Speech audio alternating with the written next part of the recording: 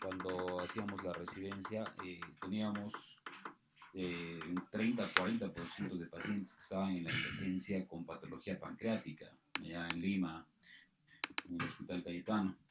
Entonces, había mucha patología de páncreas, es que a veces teníamos que tomar decisiones incluso mucho más rápidas de lo que normalmente se tenía que hacer de acuerdo a las guías. Ahora, cada año ha empezado a cambiar un poco lo que era el manejo, no es diferente manejar una patología de páncreas de hace pues, 40 años, de hace 20, de hace 10 y de ahora, ¿no? Entonces, ahí hay conceptos que han ido cambiando, tal vez ha sido una de las patologías que más evolución ha tenido, ¿no? En el transcurso del tiempo, pero para bien, ¿no? Para bien, para mejora de los pacientes, ¿no? Antes había muchísima mortalidad, todo paciente prácticamente que entraba a cirugía de páncreas, pues o salía complicado o fallecía, ¿no? Entonces, era un problema muy grande. Ahora, acá en el Cusco, comparando con Lima, la cantidad de patología pancreática está aumentando ahora, ¿no? Hace un par de años no era tanto, ¿no? Tú veías en la emergencia, digamos, un 5 o 10% de todos los pacientes que estaban en observación. Ahora está aumentando, de repente un 15-20%. Hay un poco más de pacientes que están necesitando hospitalización por alguna patología pancreática, ¿no? Que básicamente es pancreatitis, ¿no? Algunas otras cosas ya raras, especiales, pero igual lo vamos a nombrar, no se ve en nuestro medio, ¿no? Hay centros especializados, ¿no? Como la unidad de páncreas del Revaliati y la unidad de páncreas de Almenara, que tienen pues un concepto y un manejo amplio de todo este tipo de patologías, desde patologías benignas hasta patologías malignas, pues se dedican a eso, ¿no? Entonces son cirujanos que hacen cirugía pancreática de vaso y retroperitoneo, ¿no? O sea, solamente a eso se dedican, entonces tienen mucha experiencia en ese aspecto. Bueno, a quien le guste de repente un poquito más de la cirugía, y si gusta, el tema de páncreas, hay un texto entero que ha hecho el doctor de Minatea, de Almenara, ¿no? Entonces uno de los pioneros en cirugía de páncreas, que hemos tenido oportunidad de rotar con él, y pues hace cirugías pues muy interesantes, ¿no? Entonces es un tema amplio, ¿no? Un tema que puede darte facilidades para un paciente si se maneja o de acuerdo a cómo se presenta el paciente, puede ir rápidamente bien, ¿no?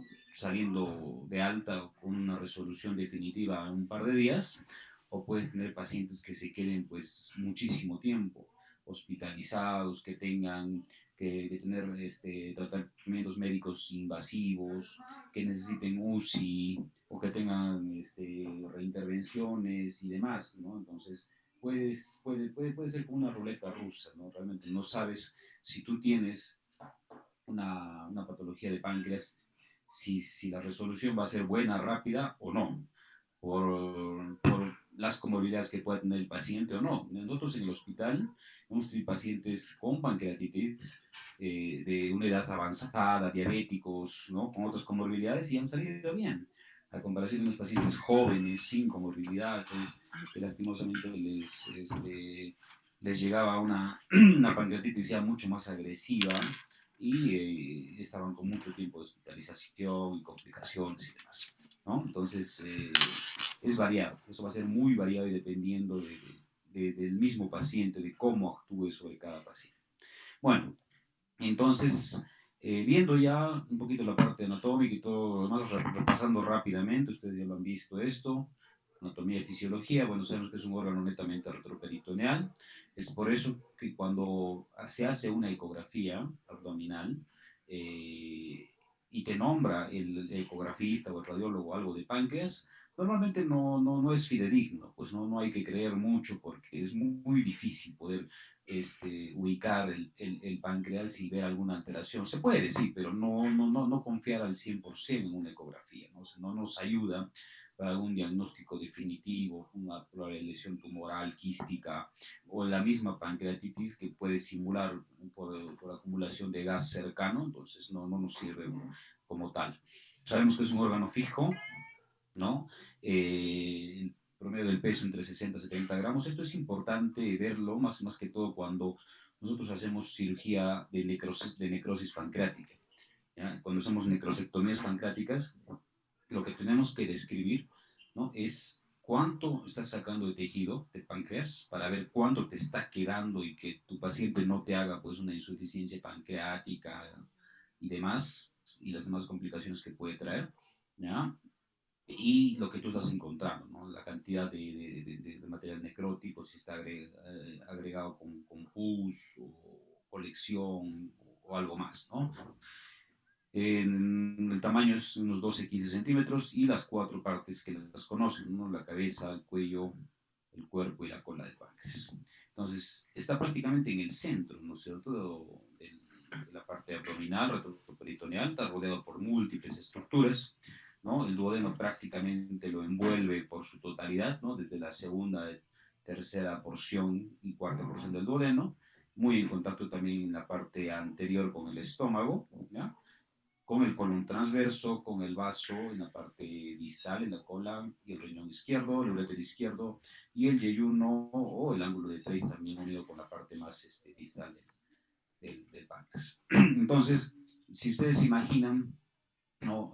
Una cirugía netamente pancreática, entonces tienes que tener una muy buena orientación anatómica para poder identificar todas las estructuras y no tener alguna complicación de alguna lesión inadvertida o hacer alguna otro procedimiento que no se amerite, ¿no? Para no tener complicaciones en sí. ¿Ya? Entonces, el abordaje normalmente para cirugía de páncreas lo vamos a ver en un rato, pero ya adelantando puede ser vía anterior, vía posterior, tratando de llegar pues, a la transcavidad de los epiplones a través del hiato de Weaver, ¿no? Ese es un abordaje el más común, ¿no? Y lo demás ya lo vamos a nombrar en un rato. Bueno, ¿qué más podemos ver? Que el páncreas tiene un proceso uncinado en la parte posterior de la cabeza, ¿ya? Eso se puede ver muy bien en la parte tomográfica, en una descripción con una reconstrucción pancreática en 3D. Está anterior a la vena cava y detrás de la vena mesentérica superior, ¿no? Los conductos van a llevar la secreción hacia el duodeno, entonces sabemos que la papila, ¿no? Se van a juntar con la secreción biliar y va a ir junto con la secreción pancreática a desembocar en el aparato digestivo en la segunda porción del duodeno. Entonces acá tenemos dos conductos, uno que siempre está presente, ¿no? Exceptuando alguna anomalía muy rara, es el Wirsum que va a desembocar en la ampolla de Vater siempre. ¿Ya? Y el Santorini, que es un accesorio que a veces se encuentra, a veces no, que va a desembocar en la papila menor. Entonces, que no esté o si esté presente el segundo, no nos va a desencadenar alguna alteración importante, ¿no? A comparación del primero. Entonces, acá, viendo pues la descripción anatómica, vemos que hay mucha irrigación, ¿no es cierto? Ahorita vamos a ver la composición, mucha irrigación en la parte del páncreas, desde la parte alta, la parte media y la parte distal, la parte cefálica o la parte superior del páncreas, ¿no? Con todo el trayecto de la vena esplénica, sobre todo la arteria esplénica. Y dividiendo, ¿no es cierto?, entre el cuello y el cuerpo del páncreas, los vasos mesentéricos superiores, importantes, ¿no? Para tener en cuenta cuando hacemos una cirugía, por ejemplo, de cáncer de cabeza y páncreas, hay que tener mucho cuidado porque ahí está justamente el nacimiento de la arteria y vena mesentérica, que si se hace una lesión a esa altura es muy difícil controlarlo, ¿no? Tiene un alto flujo de sangre a ese nivel y podría ser pues muy difícil hasta catastrófico.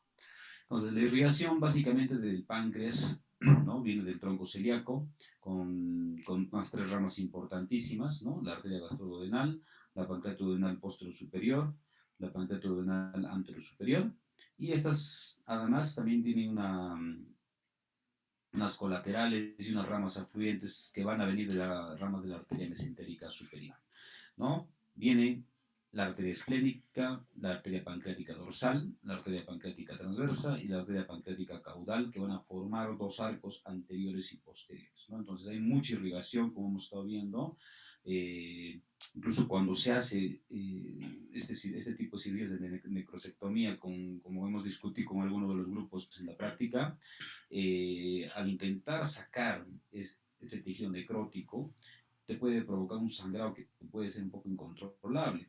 Y el paciente pues puede terminarlo con lo que es un packing pancreático, ¿no? O sea, colocar gasas compresas en la celda pancreática para intentar controlar el sangrado y después de unos 3 4 días volver a reingresar. O sea, imagínense que tienes que entrar a hacer un tipo de procedimiento que es básicamente sacar el tejido muerto, ¿no? El tejido necrótico, y terminas pues haciendo otro procedimiento que no está en tus planes, que es controlar simplemente el sangrado por la rica irrigación que tiene la altura del páncreas. Entonces, este tipo de cirugías hay que tener mucho cuidado, manejarlo con delicadeza y sutileza todos los tejidos para evitar un tipo de sangrado que puede ser muy complicado en este tipo de pacientes. ¿Ya? Bueno, las venas van a seguir a las arterias, no va a haber ninguna variación, y las ramas van a dirigirse hacia la vena porta. Inervación simpática y parasimpática, ¿no? Lo simpático por los nervios espláncnicos y parasimpático por el nervio vago. En cuanto a la fisiología, bueno, esto es importante verlo, esto lo han visto seguramente a detalle en endocrinología, ¿no? Toda la función, bueno, en fisiología y en endocrinología para ver toda la función del páncreas y todo lo que es la fisiopatología, el mecanismo para que un paciente te haga diabetes y todas las complicaciones que originan esta enfermedad crónica, ¿no es cierto? Entonces, en la función endocrina tenemos los islotes de Langerhans, que van a formar redes de células que van a secretar las hormonas y controlan y regulan la glucosa, ¿cierto? Entonces acá van a ser el tipo de secreción endógena para la secreción de la glucosa en diversos tipos de pacientes. También acá se constan de células alfa que van a secretar glucagón, las células beta que van a secretar insulina, las células delta, la somatostatina y las células F que secretan el polipéptido pancreático. Entonces, es más tema médico, no tanto quirúrgico, pero hay que saber. En la función exócrina están las células acinares, los conductos pancreáticos que van a formar un gran porcentaje de la misma masa pancreática, 80%. Estas células acinares van a secretar enzimas, ¿no?, pancreáticas que están encargadas para la digestión, ¿no?, los líquidos y electrolitos, y más o menos, como hemos estado viendo, la secreción pancreática es un promedio entre 500, 800 hasta 1000 ml por día. Entonces, cuando tengamos un paciente postoperado, y normalmente se acostumbra a dejar uno o dos drenajes mínimos en la cercanía donde se ha operado, entonces tenemos que ver el flujo y el débito de estos drenajes, ¿no? Porque es importante saber si es que el paciente te va a hacer una fístula pancreática, ¿no?, o te va a hacer una insuficiencia pancreática, si va a requerir tratamiento médico o tratamiento quirúrgico por este tipo de fístulas. Igual también por ahí hemos conversado con algunos de los grupos, algún caso clínico similar, entonces ya más o menos tienen idea de cómo es la característica y el manejo de este tipo de pacientes. En cuanto a anomalías congénitas, ¿no? Hay varias, no son frecuentes, la verdad, ¿no? Poco frecuentes. Aplasia pancreática, hipertrofia pancreática. Tal vez los que tienen más relevancia son el tercero y el cuarto, que es el páncreas division y el páncreas anular, que ahorita lo vamos a nombrar rápidamente. Vesícula biliar pancreática, fibrosis quística, que también está dada junto con la fibrosis hepática, quistes de cualquier característica, páncreas ectópico, ¿no?, que existe de un tejido cercano al epíplomo o al hilio esplénico normalmente, gastrinomas o insulinomas. Entonces, de todo esto lo que hemos estado hablando de anomalías congénitas, las dos frecuentes, ¿no?, el páncreas divisum y el páncreas anular. Entonces, el páncreas divisum, ¿no?, ¿qué significa? Que tienes prácticamente un doble conducto, ¿no? Entonces, tú ves en una tomografía, ves un páncreas medio irregular, normalmente es aumentado de tamaño sin que te haga una pancreatitis en ese instante, con un doble conducto, una reconstrucción, o tal vez en una resonancia o una CEPRE por ahí puede ayudarte, mejor es una resonancia con reconstrucción, ¿no? Entonces, donde tú ves este tipo de doble conducto que va a desembocar en la papila. Entonces, esto te va a provocar, ¿no?, normalmente pancreatitis a repetición también en pacientes con pancreatitis a repetición sin causa aparente, porque puedes tener muchísimas causas de pancreatitis. Entonces, si logras encontrar esta causa, el tratamiento es quirúrgico, porque no hay otra forma. Y lo que tú tienes que hacer es una anastomosis de una asa de yeyuno hacia la, confluencia de todo el conducto de Wilson, ¿no? O sea, una pancreatoyeyunostomía, una pancreatoyeyunonastomosis, también se puede llamar de esa forma, ¿ya?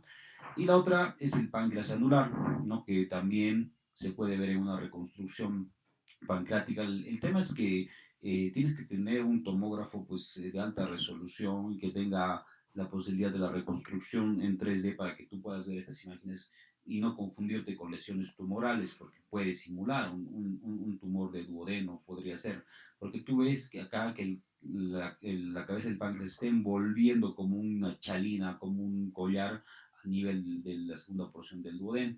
Y esto te va a provocar obstrucción, ¿no es cierto? Te provoca síndrome obstructivo, síndrome ictérico, a repetición, ¿ya? Entonces, si tienes esto, lo que tú tienes que hacer es bypassear prácticamente esa unión, o sea, no soltarlo porque no hay un pase del duodeno de la segunda a la tercera porción y tienes que hacer una duodenostomía, ¿no? Entonces, de la segunda a la tercera porción, unirlo para evitar ese paso o que, mejor dicho, que haya un buen flujo del contenido intestinal y biliar con un trayecto normal, ¿no? Entonces, eso también se tiene que hacer en este tipo de patologías. Bueno, ya yendo al tema que estábamos conversando, que es lo más importante, ¿no? El tema de pancreatitis aguda. Seguramente igual han visto algún familiar, algún conocido, alguien que ha podido tener un episodio de pancreatitis.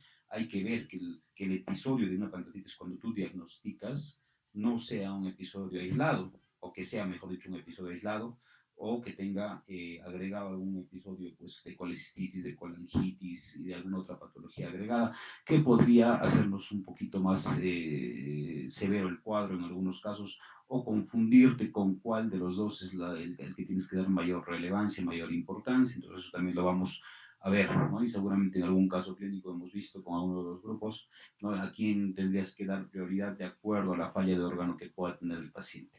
Entonces, esto es una patología relativamente frecuente, ¿no? Entonces, la inflamación aguda del páncreas, ¿no? Caracterizada por dolor abdominal intenso, eso es una de las características muy evidentes.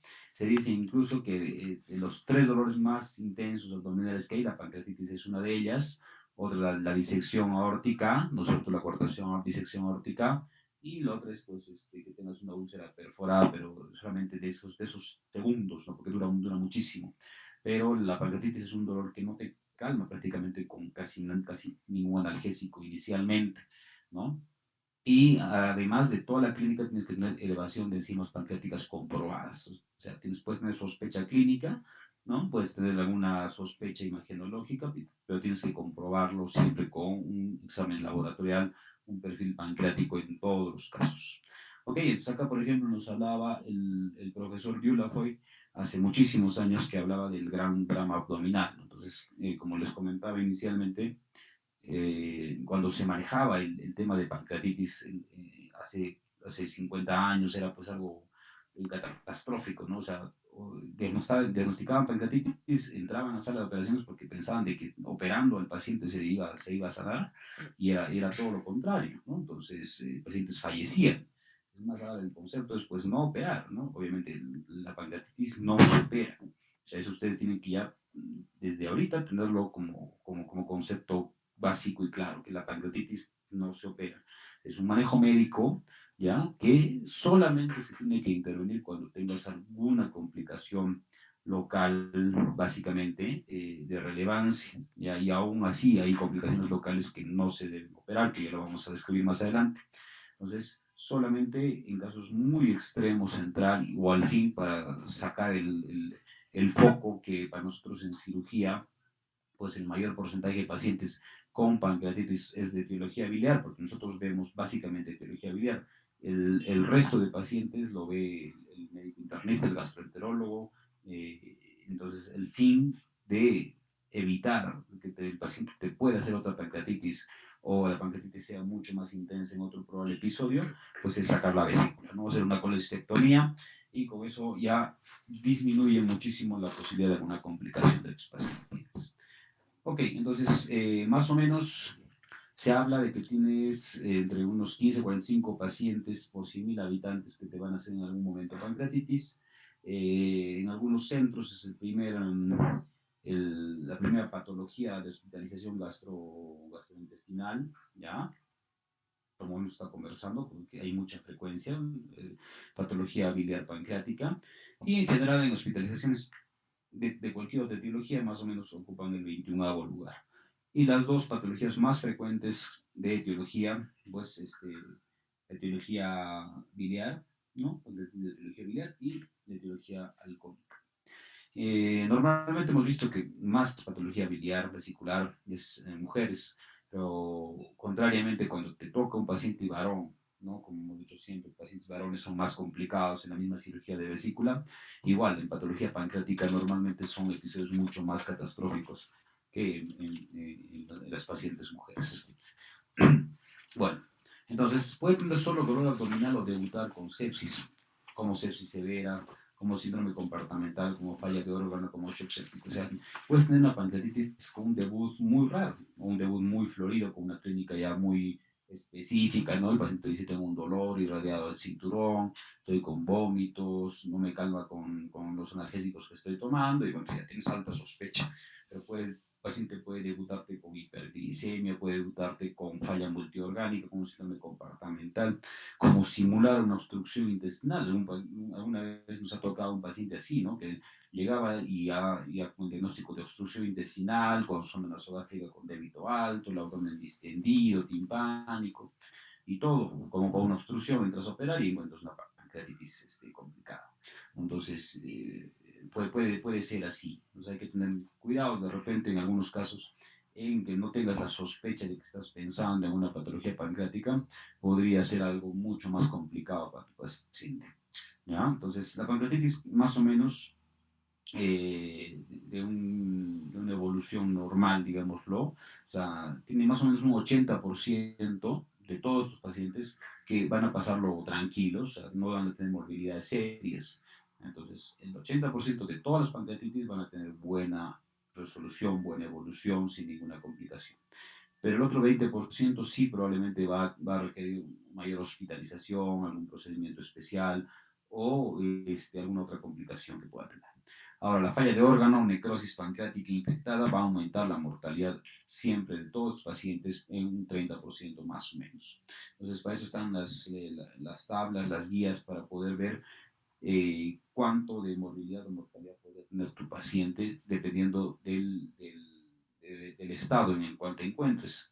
O sea, puedes tener un paciente con una necrosis pancreática con debut, ¿no? Porque el paciente probablemente ya estaba muchísimos días antes ya con clínica, o que tengas una evolución de una necrosis pancreática después de un largo tiempo de hospitalización. ¿No? Entonces ahí también vamos a tener un poquito de cambio. Mientras más precoz aparezca una falla de órgano o una necrosis pancreática en un paciente, va a ser mucho más agresivo el cuadro, ¿ya? Entonces, si te aparece una necrosis pancreática, una falla de órgano ya en la evolución normal de un paciente, probablemente el paciente esté mucho más estable, más compensado. Pero si te debuta con alguno de estos, entonces sí podría ser algo muy serio. ¿Ya? Entonces, ¿qué más? La mayoría de las pancreatitis leves, más o menos el promedio, se resuelven entre el tercer a cuarto día. ¿No? Ese era un promedio. ¿No? Entonces, de repente ahora sí se ha aumentado un par de días por el, por el protocolo de sacar recién la tomografía al quinto día de enfermedad. Entonces, por ejemplo, te puede llegar un paciente a la emergencia con 3 días de enfermedad. ¿No? Entonces, ya con pruebas que son 3 días, 2 días más hospitalizado, le sacas la tomografía, ves una pancreatitis leve, no hay ningún problema, lo operas. Sale de alta. Entonces, pues es un promedio del cuarto, quinto día que podría ser desde que un paciente ingresa hasta que pueda salir de alta, viendo que un paciente tenga pues todas las condiciones de que sea una pancreatitis leve, ¿no? Y no tenga ninguna complicación. Porque el otro porcentaje que hemos dicho, del 80, van bien, el 20% son severas.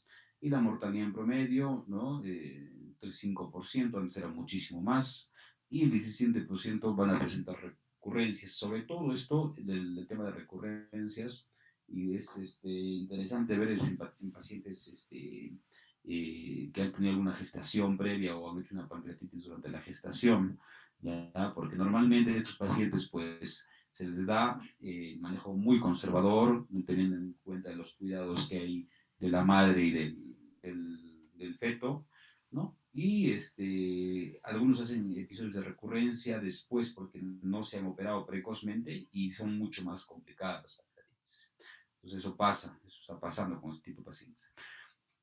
Bueno, entonces la etiología de las causas de una pancreatitis, ¿no? 80% de litiasis biliar, 10% causa alcohólica y el menos porcentaje de causa metabólica, de causa traumática, fármacos, otras que eso ustedes ya más o menos lo han visto. Entonces, en general, vamos a ver, ¿no? La causa mayor para nosotros es la causa litiásica, vesicular o coledociana. Alcohol, entre causas metabólicas, hiperlipidemias, ¿no? Sobre todo los triglicéridos, cuando tienes más de 1000 de triglicéridos, hay que sospechar que si te está haciendo una pancreatitis, hipercalcemias también, causas traumáticas, por trauma abdominal cerrado, trauma abdominal abierto, postprocedimientos como CEPRE o post cirugías cercanas también puedes tener una pancreatitis, y fármacos a la cabeza, los anticonvulsivantes, los corticoides, los diuréticos, los antirretrovirales que también te pueden dar pancreatitis en menos proporción. Y causas mucho más raras, ¿no? Una neoplasia cercana, veneno de escorpión, por ejemplo, infecciosas, idiopáticas, causas que no se saben. Entonces, tenemos muchísimas más causas de etiología para una pancreatitis. Entonces, lo que nos importa a nosotros, obviamente, la primera, ¿no? La de etiología litiásica, con todo lo que hemos visto, ¿no? Y la patología biliar, de vía biliar, vesicular también. Bueno, entonces, más o menos como hemos estado ya viendo, de etiología biliar un muy alto porcentaje, colelitiasis, coledocolitiasis, ¿ya? Y las causas secundarias, ¿ya? Con el alcohol, se dice que más o menos un paciente tiene que tener entre 50 y 80 gramos consumiendo alcohol día durante varios meses seguidos, ¿no? Para que te haga una pancreatitis, bueno, una pancreatitis crónica, más que lo agudo, con una etiología alcohólica. Y de los medicamentos ya lo hemos visto, infecciosas, por algunas otras anomalías de causa autoinmunitaria y otras etiologías también raras. En cuanto a la fisiopatología, bueno, hay dos teorías para la formación de una pancreatitis, ¿no? La teoría de OPI1 y la teoría de OPI2. La teoría de OPI1 te habla, que es lo más frecuente, por la obstrucción del conducto pancreático a nivel del esfínter de Oddi, ¿no? Entonces viene un cálculo, ¿no? Que migra a través de la vía biliar y se queda impactado en el esfínter de Oddi, ¿no? Entonces, no hay buen flujo pancreático, hay un reflujo biliar y un reflujo pancreático. Entonces, porque el cálculo está obstruyendo la luz de la vía biliar y obstruyendo la luz de la secreción pancreática que tendría que ir hacia la parte del duodeno. Entonces, hay un remanente, un retroceso de todo esto y te va a provocar una pancreatitis. Y la teoría de OPI2, bueno, toxicidad directa por tapones proteicos, alteración funcional del mismo esfínter, o sea que ya no tienes algo que esté comprimiendo intraluminalmente, sino que puede ser un problema estructural y funcional del mismo esfínter. Y la fisiopatología, que ya lo han visto ustedes, ¿no? Entonces hay muchos factores causales que te va a dar activación de muchas enzimas. Entonces, de los factores causales va a haber un daño en la célula sinar pancreática. Este te va a provocar, ¿no es cierto?, edema, inflamación, toda la cascada de coagulación, activación de las cininas. Puede haber necrosis grasa en algunos casos que te va a dar activación de la lipasa. Después de un daño celular a sinar, hay activación del tripsinógeno y este a la vez va a dar activación de la elastasa, que nos va a dar un daño vascular hemorrágico. También en la misma activación del tripsinógeno hay activación de la fosfolipasa 2, que nos va a dar algún grado de necrosis y coagulación. Y de la activación del tripsinógeno puede haber activación de la quimiotripsina, que va a dar un daño vascular edematoso. O sea, para los diferentes tipos de pancreatitis, bueno, son básicamente pancreatitis edematosa, intersticial, ¿no? Algunos ya pues hablaban incluso del término de necrosis hemorrágica, necrosis, o pancreatitis necrohemorrágica, que eso ya no está dado según las últimas guías. Entonces, la clínica, como hemos estado viendo, hay dolor abdominal en epigastro intenso, pues 9 o 10 sobre 10, un comienzo brusco, ¿no? Irradiado hacia la espalda, ¿no? O en cinturón, como hemos dicho, y es un dolor desproporcionado con el examen físico. Entonces, ¿qué significa eso? De que tú, por ejemplo, tienes un cuadro de una apendicitis, ¿no? Entonces, el paciente te dice que te está doliendo, le duele pues un 7 u 8 sobre 10, ¿ya? Y cuando tú lo examinas, pues realmente es eso. O sea, hay mucha resistencia, hay dolor, que va más o menos de la mano.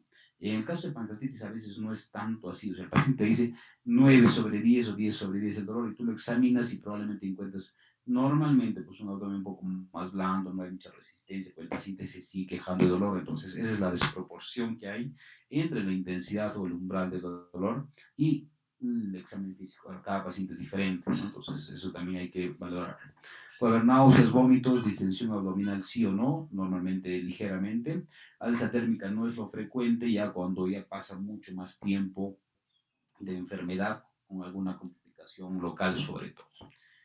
En cuanto al examen físico, va a ser muy variado, como la misma presentación que hemos estado viendo, que puede debutar como cualquier patología parecida, ¿no? Entonces, podría haber taquicardia, podría haber taquipnia, podría haber fiebre, podría haber hipotensión, oliguria, cualquier signo de SIRS, podría haber una ictericia leve, si es que no está agregada con coledocolitiasis con pancreatitis, podría haber palidez por el dolor, sudoración, normalmente los riesgos pueden estar disminuidos, que te pueden hacer simular una obstrucción intestinal, la misma distensión que estamos conversando un par de veces, dolor difuso, ya puede haber timpanismo, irritación peritoneal lo pongo entre interrogante, justamente por el riesgo que hay de entrar a sala de operaciones para este tipo de pacientes.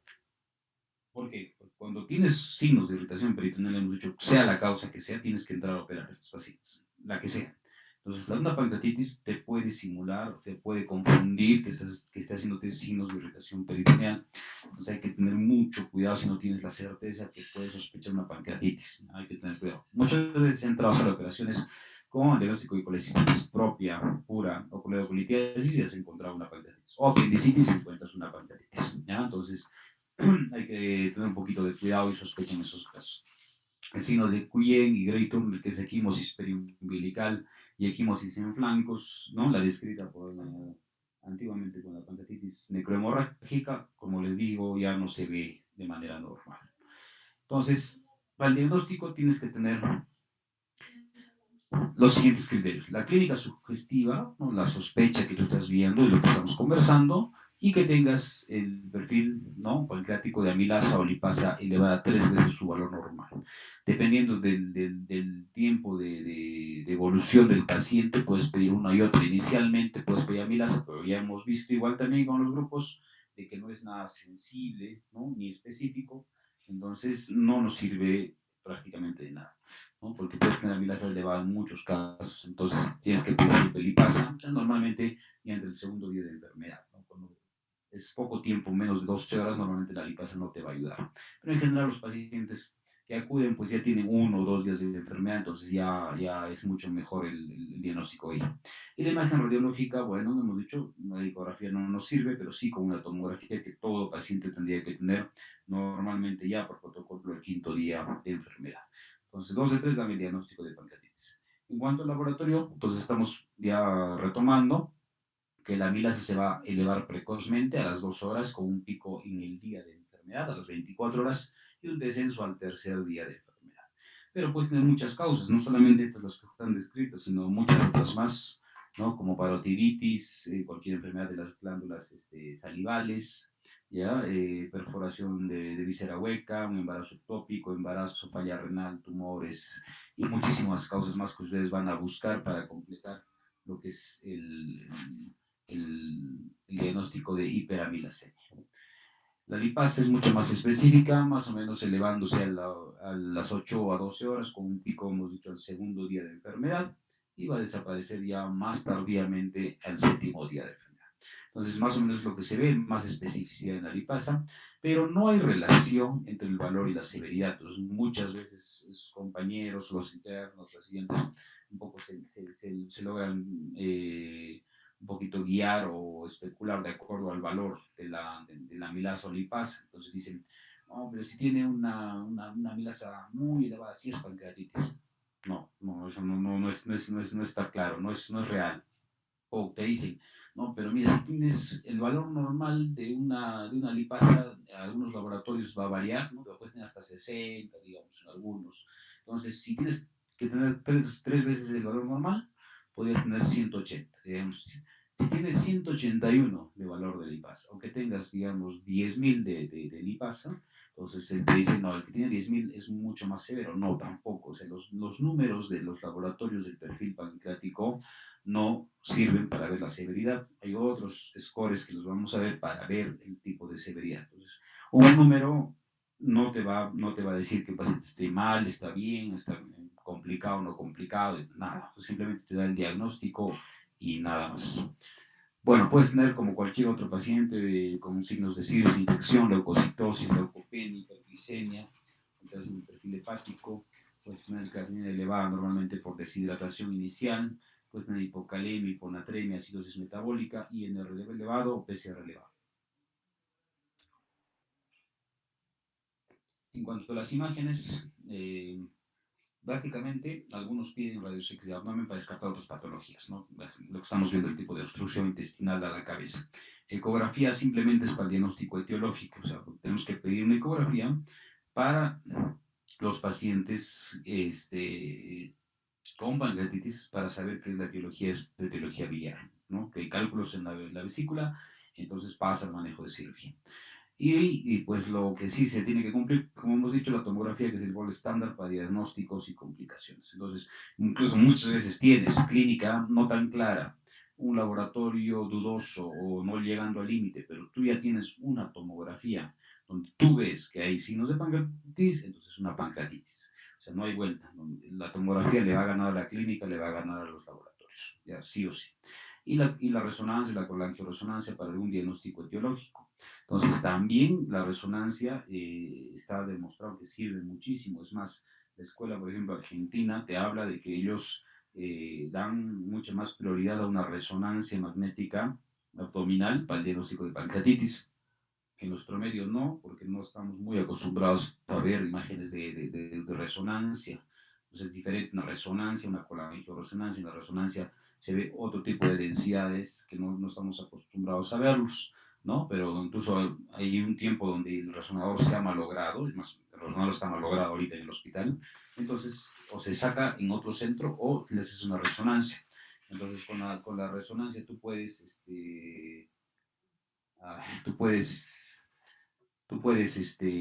ya tener un criterio mucho más claro en algunos casos, ¿cierto? Entonces, hay que acostumbrarse también, ¿no? A lo que tenemos, ¿no? Lo que tenemos. Si se puede con la ecografía, si se puede con la resonancia, ¿no? Entonces, hay que ir viendo imágenes cuando tengan tiempo. Ustedes vean imágenes, ¿no? Para que vean todas las variantes de una pancreatitis, ¿ya? Y el diagnóstico diferencial que puedes tener. Bueno, entonces en la tomografía con contraste siempre tiene que ser con contraste para toda patología que estamos viendo nosotros, quirúrgica o no quirúrgica, pero en cirugía manejamos tomografía con contraste al quinto día de enfermedad, ¿no?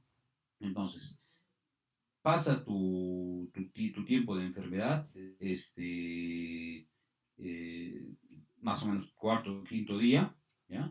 Entonces tú tienes que estar pidiendo una tomografía. Ahora, ¿cuándo pedir más precozmente si hay sospecha de complicaciones? O sea, ¿qué significa eso? ¿No? ¿Qué significa? ¿No? Que si tú tienes un paciente que te debuta rápidamente con falla multiorgánica, que tengas algún otro problema con sospecha de una complicación local, no vas a esperar pues a que llegue el quinto o sexto día de enfermedad.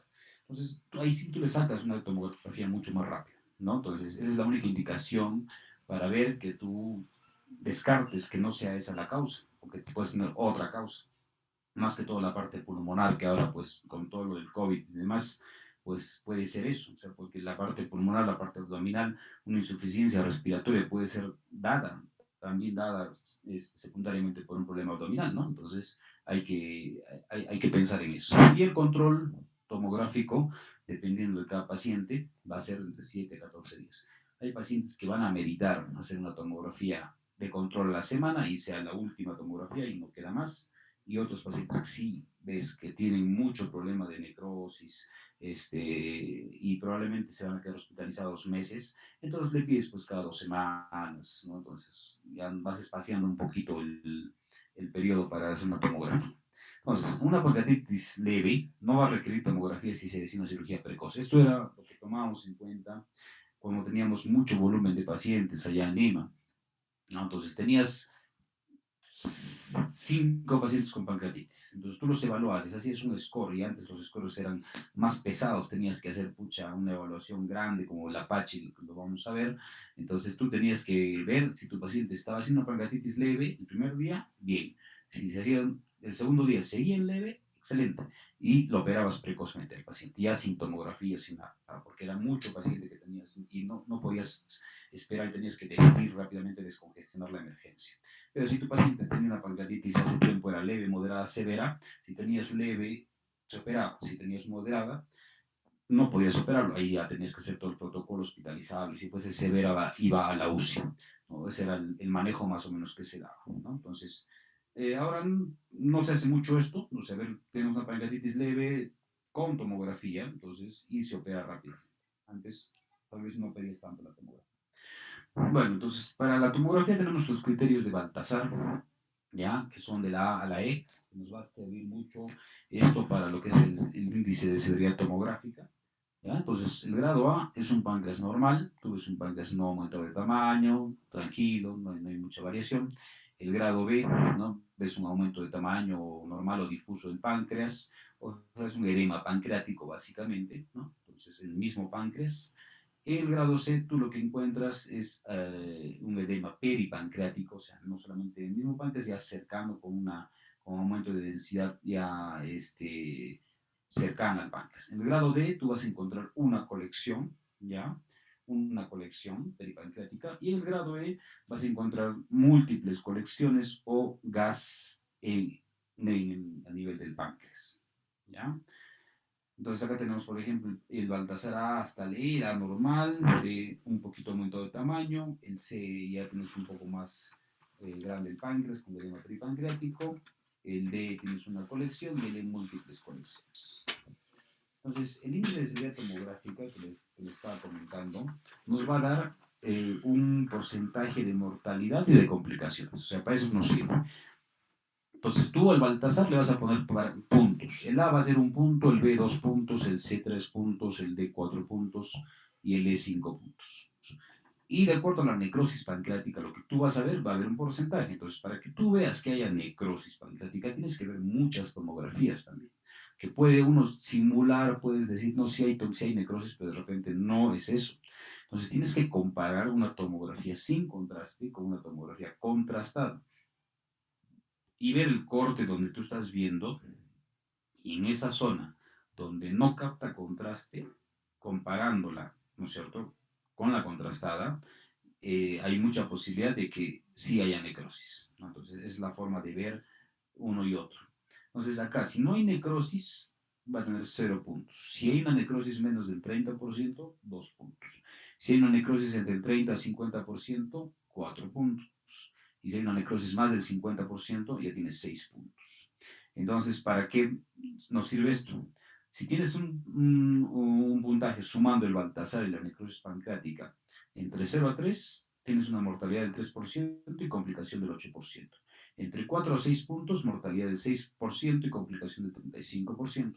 Entre 7 a 10 puntos, mortalidad del 17% y complicación del 92%. O sea, vean, mientras más necrosis y un Baltasar mucho más agresivo, entonces la mortalidad va a ser mucho más alta y las complicaciones mucho más frecuentes. Y en general, antes se decía, cuando tengas un índice de severidad tomográfico más de 6, ya era una pancreatitis severa, ¿no? Entonces, eso también ha estado modificándose en el transcurso del tiempo, ¿ya? Pero aún algunos lo siguen tomando como parámetro, ¿ya? Bueno, ¿qué más tenemos? Entonces, viendo las imágenes para ver pancreatitis, tomografía o resonancia, como les decía, la tomografía, bueno, nosotros estamos muchísimo más acostumbrados a ver eso, ¿no? Ver una tomografía o ver un páncreas, pues ya sabes dónde está ubicado, ¿no? En qué zona ves más o menos la colección y demás. En una resonancia a veces tenemos un poquito más de problemas de acuerdo a la fase en que te tome la resonancia o la experiencia que tengas para, para para ver una resonancia, entonces eso hay que ir acostumbrándonos, como les decía. Bueno, el diagnóstico diferencial de una pancreatitis, pues puedes tener pancreatitis aguda, eh, con diagnóstico diferencial de una colecitis aguda, de una úlcera péptica perforada, con coledocolitiasis, obstrucción intestinal, trombosis mesentérica, infarto agudo de miocardio, estenia mesentérica que también te puede detectar con eso, ¿no? Entonces, hay que tener en cuenta, ¿ya? Hay que tener en cuenta todo esto, por favor, para no caer en alguna confusión en un diagnóstico diferencial. Bueno, entonces, ahora la última clasificación, como les dije, ha ido cambiando todo. Antes era leve, moderada, severa, ahora son cuatro. Pancreatitis leve, cuando no hay falla de órgano y no hay necrosis. Pancreatitis moderada, cuando hay falla de órgano transitoria, ¿ya? Que son menos de 48 horas, o hay una necrosis estéril, ¿ya? Y la pancreatitis severa cuando hay falla de órgano persistente, más de 2 días, o hay necrosis infectada. Y la pancreatitis aguda crítica cuando hay falla de órgano persistente y también hay necrosis infectada. Entonces se resuelven acá en este cuadro, ¿no? Entonces, la leve, no hay necrosis y no falla de órgano. Moderada, necrosis estéril y o falla transitoria. Severa, necrosis infectada o falla persistente. Y la crítica, necrosis infectada y falla persistente. Entonces es importante clasificarlo de esa forma para que veamos la resolución de tus pacientes, ¿no? Entonces hay que tener en cuenta este tipo. Acá, por ejemplo, a ver, ojalá que se logre ver, pero estoy proyectando, es un pequeño video chiquitito de una tomografía de una pancreatitis leve. Entonces ven un páncreas ligeramente aumentado de tamaño, ¿no? No se ve gran cambio, ¿no? Entonces no hay mucho cambio a nivel del tejido pancreático, ¿ya? Entonces, es una pancreatitis que va a ir bien, una pancreatitis leve, que no va a tener ninguna complicación, y el paciente pues se puede operar precozmente, como hemos estado comentando, ¿ya? Entonces, ese es un tipo de pancreatitis inicial. Acá tenemos otra donde tú ya ves un tema de un aumento del páncreas mucho más evidente, ¿ya? Entonces, viendo cómo tú vas a tener en cuenta la evolución de tus pacientes, vas a manejarlo más precozmente, seguramente. Estos determinantes de severidad, pues ya lo ponemos en X porque no lo usamos, ¿no? O sea, eso lo usábamos hace 10 años, hace 15 años. Entonces, lo que eran los criterios de Ransom, criterios de Apache 2 se usaban, ¿no? Entonces, el tema de los criterios de Ransom se tenía que hacer un parámetro al ingreso y otro parámetro por las 48 horas. Entonces, tenías unos parámetros que tenías que ir buscando, sacar en laboratorios, tenías que ser mucho más específico, sacar hagas constantemente todos los días. Y en el Apache igual, ¿no? Tenías que hacer cuánto tienes de Apache tal día, el día siguiente, dos, tenías que sacar un montón de exámenes de laboratorio, tenías que sacar hagas, como les decía, prácticamente diario, una o dos veces, era mucho trabajo y no te daba algo muy específico. O sea, acá te decía, por ejemplo, te decía cuando tienes un ransom más de 6, acá, por ejemplo, un ransom más de 6 o un Apache más de 4, también ya tienes una pancreatitis severa. Entonces, ha ido modificándose esto, lo manejan mucho los gastros, por ejemplo, y también nos ayuda a nosotros lo que es el score de Marshall y BISAP, que esos sí son mucho más específicos para ver severidad. Entonces, en el Marshall tienes parámetros de 0 a 4, donde va a ir la parte respiratoria, la parte renal, la parte cardiovascular y lo que es el FIO2, ¿no? En cuanto el FIO2 a ese momento. Entonces, por ejemplo, tienes un paciente que está con un PAFI de 250, 2 puntos. Tienes una creatinina, eh, digamos, en 4, tienes otros 3 puntos. Está con presión arterial normal, 0 puntos. Y el FIO2 está más o menos usando FIO2 al 40%, y tú le vas manejando de acuerdo al PAFI que tú tengas, ¿no? Entonces, parte respiratoria, renal y cardiovascular para el Marshall. Y el BISAF, ¿no? tienes 5 parámetros. Cuando tengas una creatinina más de 53,5, una urea, perdón, alteración de la conciencia, edad más de 60 años, derrame pleural o algún signo de CIRS. Y esto te da la mortalidad. Dos o más criterios van a indicar severidad, ¿no? Entonces, para el porcentaje. Si tienes uno, es un porcentaje de mortalidad bajo. Si tienes un 5, un porcentaje de mortalidad ya más o menos considerable. Y esto ya lo hemos visto igual, ¿no? En lo que es el manejo del shock. En SOFA también nos sirve muchísimo para valorar la severidad de este tipo de pacientes, ¿no? Ya lo hemos visto, el PAFI, las plaquetas, el perfil hepático con bilirrubinas, el estado cardiovascular, el estado de conciencia con el Glasgow y la parte renal con la creatinina. No hay mucha variación. Entonces, lo que eran los diferentes indicadores, ¿no? Inicialmente pues, vemos que lo mejor es el BISAF, ¿ya? Y el Marshall para lo actual, ¿no? Entonces, lo que era el Ransom, el Apache, eso no tienen mucha sensibilidad realmente. Pero en general, los predictores de gravedad, ¿no? Entonces, te hablan de que un paciente con pancreatitis, por ejemplo, en la parte clínica, si tienes más de 55 años, alguna alteración de la conciencia, alguna comorbilidad o es obeso, va a tener más posibilidad de gravedad. En los radiológicos, el derrame pleural, sobre todo en el lado izquierdo, que es lo más frecuente, infiltrado pulmonar o colecciones. En la analítica, para hacer seguimiento de severidad, sí, sí usamos esto, el PCR más de 150, que tengas procalcitonina elevada, un hematocrito alto o un boom también alto. Y lo que les decía, las escalas pronósticas, Apache más de 2, perdón, Apache más de 8, Marshall más de 2, Ransom más de 3 o Visa más de 2 son factores de severidad. Lo que usamos es más ahora Marshall y Visa más de 2 para que sea algo severo. Entonces, en una pancreatitis lo que hay que tener en cuenta son los picos evolutivos para la mortalidad. Entonces, hay mucha más mortalidad de acuerdo a los picos que puedas tener, ¿ya? Entonces, se dice que entre la primera y segunda semana está la fase precoz o la fase sistémica, ¿ya? Entonces, donde no hay complicaciones técnicamente locales ni sistémicas importantes, pero eso también no está, pues, al 100%, hay variaciones que se dan. Y luego pasa una meseta y luego llega un pico, al segundo pico entre el tercer y cuarta semana de enfermedad, que es la fase tardía, donde ya empiezan los tipos de complicaciones que se ven en las imágenes sobre todo. ¿Ok? Entonces, de estos dos picos vemos que en la primera, pues es lo que se ve en todo proceso inflamatorio, el CIRS, ¿no? La fiebre, y todos los signos de inflamación. Y en el segundo pico ya lo que es más específico, ¿no? Las complicaciones locales, necrosis, abscesos o a distancia que puede haber neumonía, infecciones generalizadas y demás. Entonces, las complicaciones de una pancreatitis son locales y sistémicas o mayores. En cuanto a las complicaciones locales, es lo que está cerquita. Entonces, vamos a ver un cuadro ahora para entenderlo mucho mejor, ¿no? Entonces, son colecciones líquidas, pseudoquiste, necrosis y abscesos pancreáticos. Y las complicaciones mayores, ¿no? Tienes distrés respiratorio, insuficiencia renal, shock séptico, coagulación intravascular, alteraciones metabólicas y demás. ¿Ya?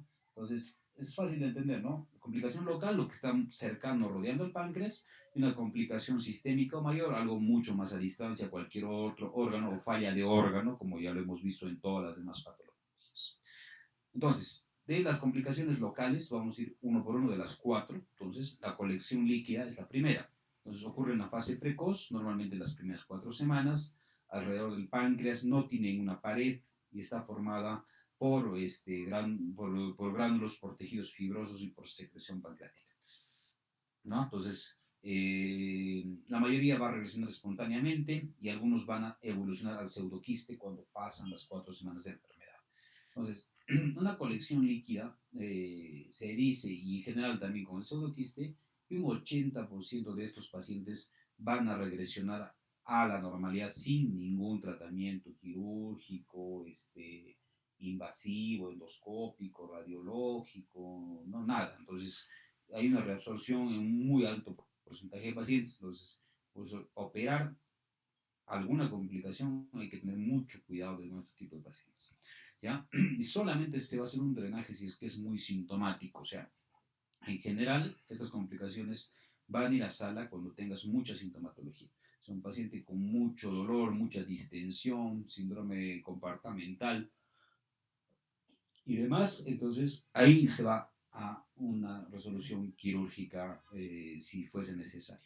Entonces, acá en la colección líquida, entonces se ve, ¿no? Una imagen de un páncreas normalmente eh, ya un poquito más disminuido de tamaño, porque la colección es lo que más predomina, y se ve pues una gran densidad con líquido peripancreático, normalmente regular, ¿no? No es difuso, que ya está formando una pequeña periferia, una pequeña pared, ¿no? Entonces acá se puede ver normalmente en el tipo de pancreatitis edematosa o intersticial, cuando tienes menos de 4 semanas de evolución.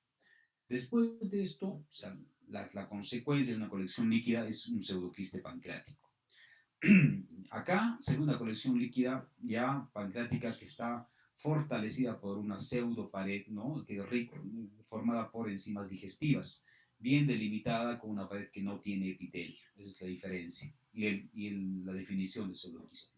Después de las 4 semanas de enfermedad, normalmente se forma tras una pancreatitis aguda, pancreatitis crónicas a repetición, post-trauma, neoplasias, pero más por una pancreatitis aguda.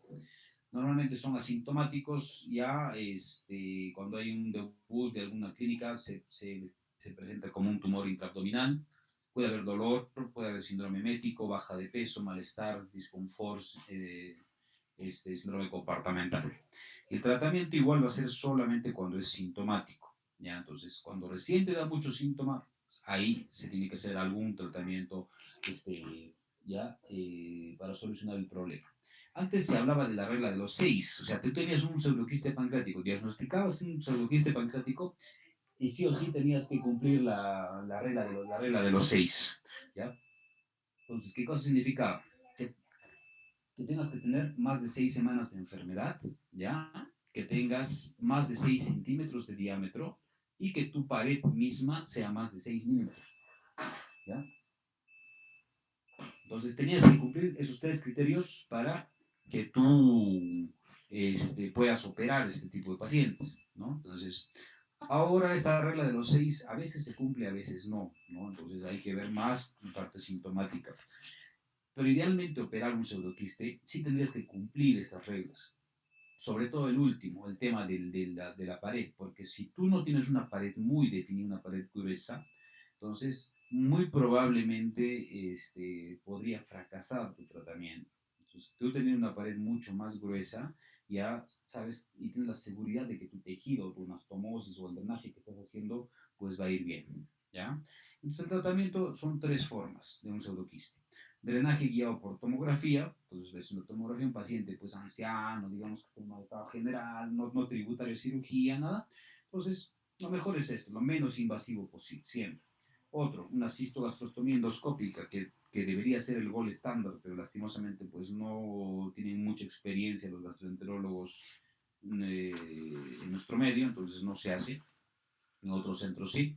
Entonces entras por un endoscopio, ubicas la pared posterior del estómago, punzas y listo. Se termina el procedimiento. Y lo que nosotros sí hacemos es cistogastrostomía laparoscópica o abierta, que les voy a mostrar un video al finalizar la clase. Entonces, en esta cistogastrostomía, entonces tú tienes que unir, ¿no es cierto?, la pared del quiste con la pared posterior del estómago, ¿no? Se puede poner unos puntos, algunos lo dejan abierto y eso queda ahí, algunos le ponen una estructura mecánica, hay muchas formas de poder abordar este tipo de cirugía que es interesante, es bonita, no es frecuente, ¿no? Pero sí, cuando se hace se tiene que hacer de manera correcta. Entonces acá tenemos una imagen, por ejemplo, de un pseudoquiste. A diferencia de la primera, ven la densidad varía y sobre todo la pared, ¿no? Ven que ya está mucho más definido, porque acá las enzimas pancreáticas ya están haciendo su trabajo durante mucho más tiempo, ¿no? Y se ve una pared mucho más definida. Acá tiene el paciente ya mucho más de 4 semanas de enfermedad. Y acá, por ejemplo, una tomografía de lo que más o menos estamos conversando, ¿no? Se ve el estómago engrosado y ahí aparece una colección grande con una pequeña pared, ¿no? Entonces se ve la colección líquida peripancreática, pero con una pared más definida ya es muy probablemente un pseudoquiste de acuerdo al tiempo de enfermedad que nosotros estamos pensando. Acá hay otra tomografía, ¿no? Eh, viendo cómo puede ir la evolución de un pseudoquiste, ¿no? Algunos se mantienen, como hemos estado viendo, algunos se mantienen el tamaño, algunos aumentan de tamaño, algunos logran a tener una regresión después de un corto tiempo. Entonces, normalmente hay que hacer un control tomográfico, ¿no? Porque estos pacientes hay dos opciones cuando tienes pseudoquiste. O lo hospitalizas y el paciente sale operado, o lo mandas de alta con signos de alarma y con controles tomográficos cada 2 semanas o cada mes, dependiendo de cómo está tu paciente, y decisión quirúrgica o decisión expectante en este tipo de pacientes. ¿Ok? Bueno, entonces nos vamos a la otra complicación local, que es la necrosis estéril. ¿Ya? La necrosis estéril es un área difusa o focal de tejido pancreático inviable. Hay necrosis, ¿no? Que se asocia a necrosis grasa peripancreática en las primeras 4 semanas. Entonces, puedes tener un paciente que te debute con una colección líquida o puede debutarte con la necrosis estéril. Se tiene que diagnosticar siempre con tomografía. Entonces, zonas que no captan contraste, hemos dicho comparar con la tomografía sin contraste. Y la forma de confirmar es con una punción, aspiración con aguja fina y cultivo. Entonces, cultivo ya no sale nada, cultivo negativo, listo. Esa es una necrosis que está estéril. Pero no se punza de manera normal. Si tienes una necrosis y el paciente no está haciendo signos de fiebre, nada, entonces lo dejas ahí, no es necesario punzar ni nada. Queda ahí. Es un tratamiento conservador netamente, ¿no? O sea, tu paciente lo dejas hospitalizado, o si ves que ya está un poco más tranquilo, sin dolor, está tolerando dieta, lo mandas a casa, igual, ¿no? Lo mandas a casa con signos de alarma y vas controlando con tomografía, vas viendo cómo va tu paciente, ¿no? Si no, en la hospitalización, bueno, no, igual lo vas monitorizando, ¿no? Entonces, acá, por ejemplo, se ve una imagen donde se ve necrosis estéril en el cuerpo del páncreas, la zona que no ha captado contraste. O sea, tú ves que el contraste del páncreas se ve todo blanco, ¿no? Blanco y una zona negra, oscurecida, que no hay captación de contraste, es una necrosis localizada. Acá más o menos tendrías más o menos un 20-30% de necrosis al menos en el cuerpo. La otra complicación local es la necrosis infectada, ¿ya? O algunos lo llaman el one wall of necrosis. Es una infección parcial o total de tejido pancreático, necrótico o peripancreático por microorganismos. Acá ya está colonizado por algún tipo de órganos y ya hay signos de sobreinfección. El diagnóstico siempre tiene que ser por punción o cultivo positivo tras el primer drenaje. O cuando tú abres, encuentras burbujas de aire en la necro, estás operando a este paciente, abres la celda pancreática y empieza a salir aire y gas y ves una necrosis pues evidente que tienes que mandarlo a cultivo ese tejido. Acá el tratamiento sí es quirúrgico, ¿ya? Por alguno de los abordajes. Se hace una necrosectomía, ¿no? Más antibiótico terapia. Entonces, acá vemos que recién estamos dando antibióticos, ¿no? Entonces, vean, en las otras complicaciones no se usan antibióticos, o sea, solamente cuando hay confirmación de una necrosis infectada se le tiene que colocar antibiótico a estos pacientes. Si no, no se usa antibióticos en pancreatitis.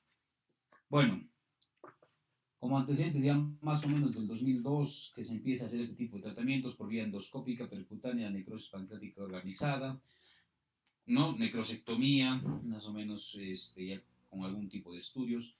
No había mucha variación, ahora pues sí se hace por la paroscopía, también se puede hacer, entonces tenemos ya un poquito más de aire y de experiencia para este tipo de pacientes. Entonces este es el cuadro que les comentaba para las complicaciones. Entonces tienes complicaciones precoces, ¿no? Antes de las 4 semanas y las tardías después de las 4 semanas.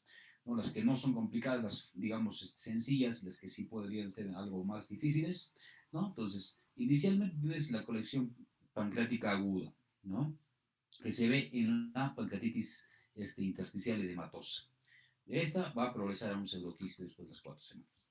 Y en la pancreatitis necrótica, ¿no? Entonces tienes dos opciones, o necrosis aguda, una colección necrótica estéril, y después de las 4 semanas pasa al wound of necrosis. Entonces, estas son las 4 complicaciones locales que puede tener tu paciente en la evolución de la enfermedad. Entonces, ¿cuándo haces la punción aspiración? Cuando hay mucha sospecha de pancreatitis necrosada infectada, ¿ya? O no es posible hacerlo por vía tomográfica. Entonces, ves también cuando tienes un empeoramiento del estado general de tu paciente, está mucho más séptico, se choca y demás, hay mucha resistencia de fiebre, más de 48 horas sospechando que hay una colección infectada, un absceso, mucha leucocitosis, hay falla multiorgánica persistente, entonces haces la punción o tu paciente le hace una tomografía y va a sala. Pues, ¿no? El tema de la punción, como les decía, ya no se hace casi nunca, ¿no? Es poco frecuente que tengamos que hacer una punción antes de decidir un acto quirúrgico, sobre todo en los pacientes. ¿Ya? El tratamiento entonces puede ser necrosectomía endoscópica, que sería lo mejor, volvemos a decir, mientras menos invasivo y agresivo sea tu tratamiento, va a ser mucho mejor para los pacientes. Puede ser necrosectomía laparoscópica, necrosectomía abierta vía anterior, necrosectomía por lumbotomía, que es otro tipo de abordaje en la parte posterior, que normalmente se llega mucho más rápido que la abordaje anterior, sobre todo en pacientes ya múltiple operados, que puedes encontrar adherencias muy complicadas para llegar a la celda pancreática, entonces prefieres un abordaje por lumbotomía, ¿no? Es mucho más rápido, pero tienes que tener muy en cuenta la anatomía de toda la musculatura que está en la parte posterior para no dañar, ¿no? Que no haya sangrado sobre todo, ¿ya? Acá dentro de estos procedimientos se puede hacer con un drenaje abierto, drenaje cerrado, laparotomías programadas más lavado. ¿Cuál es la mejor? Ver, entonces, es dependiendo de la escuela, básicamente. Entonces, normalmente lo que se hace, se puede hacer una necrosectomía y tienes que dejar un drenaje para lavar y otro drenaje para aspirar. Entonces, ese es el drenaje abierto. El drenaje cerrado es normalmente dejas un solo drenaje o dos drenajes y nada más a lo que vaya saliendo. Lo mejor es que la vayas lavando, ¿no? Vayas lavando, vayas aspirando, lavar, aspirar, lavar, aspirar, ¿no? O reprogramar a tu paciente para volver a operar y revisar cómo está, ¿no? Entonces, tú puedes tener imágenes para seguimiento de necrosis, de pseudoquiste, hay que hacer un buen control en imágenes para el diagnóstico de tus pacientes. Acá, por ejemplo, vemos un paciente que tiene pues una gran colección peripancreática, un pseudoquiste pancreático aparentemente sobreinfectado, se le hace una endoscopía, esto es del servicio de gastro del Hospital Cayetano, un colega, un muy amigo mío nos ha facilitado estas imágenes, ¿no? Entonces también hemos tenido oportunidad de verlo. Entonces ahí se ve una zona bombada, ¿no? Entonces por endoscopía se ve una zona bombada en la cara posterior del estómago y ahí es donde se hace la punción.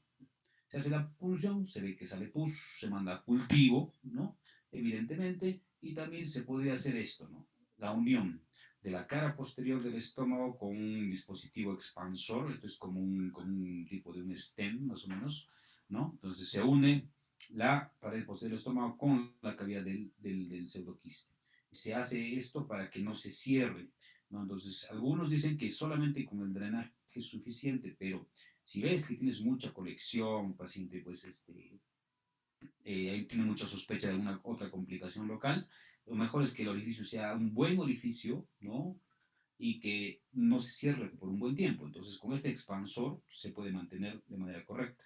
Si se hubiese hecho esto por cirugía abierta laparoscópica, se le puede colocar un par de puntos yo le coloco 4 puntos a los cuadrantes, ¿no? Arriba, abajo, derecha, izquierda, ¿no? Entonces, para fijarlo y evitar de que esta unión se cierre, ¿no? Entonces, al menos nos da tiempo, un par de semanas que te puede aguantar el drenaje y después ya no hay ningún problema.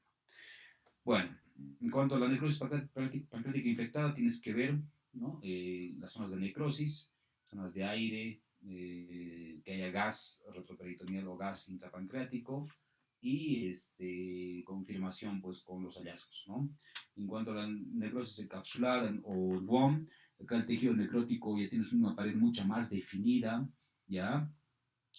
Normalmente más de 4 semanas, hay que diferenciar el contenido líquido sólido y siempre con resonancia o tomografía pues, de control en este tipo de pacientes. Ahora, otra complicación que se ve de la mano de lo último que estamos viendo es el absceso pancreático, que también lo hemos visto con algunos de los grupos en la rotación, ¿no? Entonces, es una colección de material purulento bien delimitada de un pseudoquiste o un área de necrosis pancreática que sufre licuación secundaria. Entonces, un pseudoquiste se puede sobreinfectar, te puede ser un absceso. Una necrosis sobreinfectada o otro absceso pancreático. Generalmente de un cuadro crítico, un paciente que está en mucho tiempo hospitalizado, en UCI, con múltiple cobertura antibiótica, intubados y demás cosas. El paciente está en sepsis o shock y el tratamiento siempre es un drenaje de la colección más antibióticos de amplio espectro. Entonces acá, justamente de lo que estamos conversando, se ve una tomografía, ¿no? En la cual se ve gas y aire retroperitoneal, ¿no? Cercano a la aorta, retrogástrica con una gran colección y mucho aire y gas en toda esta zona de esa gran colección, ¿no? Entonces es un absceso pancreático grande, importante, que entra a sala de operaciones. El paciente no hay ningún otro tratamiento más para hacer. ¿Ya? Bueno, pues acá también se puede hacer otro tipo de procedimiento, es un drenaje transgástrico, ¿no? Justamente menos invasivo, le colocas un catéter, un pigtail, un stent grande para poder derivar toda esa colección de la celda pancreática hacia la parte abdominal, hacia la parte gástrica, y con tratamiento con mejoría precoz. Necrosectomía por lumbotomía, lo que estábamos viendo, otro tipo de tratamiento, con cirugía abierta o guiado por una cámara de endoscopía también. Cuando haces por cirugía abierta, pues haces un pequeño corte, unos 4 o 5 centímetros en la fosa lumbar, ¿no? Con disección de todos los músculos hasta llegar a la parte pancreática posterior y se va extrayendo con una pinza Fester con mucho cuidado. Otra opción que es la mejor, la que se está usando ahora es esta, ¿no? O sea, colocas un trocar, ¿no? Por lumbotomía, ¿no? Y colocas el CO2 y colocas un poquito, no necesitas mucho, ¿ya? Y entras con la cámara. Entras con la cámara y con una pinza paralela al trocar tú vas extrayendo, porque tú estás viendo directamente. Cuando es abierta es a ciegas, ¿no? Es a ciegas, no sabes que estás extrayendo. En cambio, cuando ves con la óptica, tú empiezas a extraer el tejido y vas viendo qué es lo que te está quedando, es mucho mejor. Es una técnica relativamente nueva que se está haciendo ahora. Bueno, ¿qué más? Es lo que el BART, ¿no? Se llama BART, video endoscopía asistida retroperitoneal con desbridamiento, ¿no? Entonces, es la técnica con la cámara, ¿no? Y con una o dos pinzas para manejar el drenaje de una necrosis pancreática infectada por lumbotomía, ¿no? El BART. En cuanto a las complicaciones sistémicas, ya las conocen ustedes, ¿no? Hemos hablado bastante de eso, ¿no? Puedes tener complicaciones en cualquier órgano, pulmonar, cardiovascular, hematológica, renal, metabólica, en el sistema nervioso central, o cualquier falla de órgano, ¿no? Hemos dicho falla de órgano hematológico, plaquetario, hepático, gastrointestinal, neurológico y todo lo demás. Cualquier alteración sistémica te puede dar una pancreatitis, una complicación o una falla de órgano también propia por una pancreatitis. Bueno, entonces, ante una aparición de una falla de órgano, ¿no? Entonces, se determinan dos conceptos, ¿no? Falla de órgano o aparición de falla de órgano temprana durante la primera semana y falla de órgano tardía durante pasado la primera semana. Entonces, hemos dicho, mientras más temprano venga esta falla de órgano, va a ser mucho más fulminante, ¿no? Entonces, si te aparece falla de órgano entre el primer y el tercer día, tienes posibilidad de 90% de mortalidad. Y subfulminante cuarto o séptimo día con 73% de mortalidad, pero igual es altísimo, ¿no? Luego, en la tardía ya, pues, ya probablemente el paciente esté un poco más compensado. Entonces, mientras más precoz, más mortal. En cuanto a la pancreatitis, esto ya lo hemos visto, es un resumen básicamente, las dos formas, pancreatitis intersticial y necrotizante. Si tienes falla de órgano transitoria, tienes colecciones, si va a ir a una colección líquida o un pseudoquiste.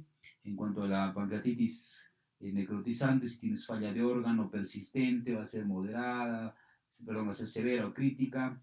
si tienes necrosis estéril o necrosis infectada, si te va a dar una pancreatitis necrotizante encapsulada o un wall of necrosis, ¿no? Básicamente es un resumen de lo que ya hemos estado conversando hasta ahorita. Y el tratamiento de una pancreatitis tiene cuatro pilares, ¿ya? No pueden olvidarse. Importantísimo, lo primero, hidratación, hidratación enérgica a estos pacientes. Analgesia correcta, nutrición adecuada y precoz y el monitoreo de estos pacientes. Entonces, tenemos que tener los cuatro pilares para el tratamiento definitivo de la pancreatitis.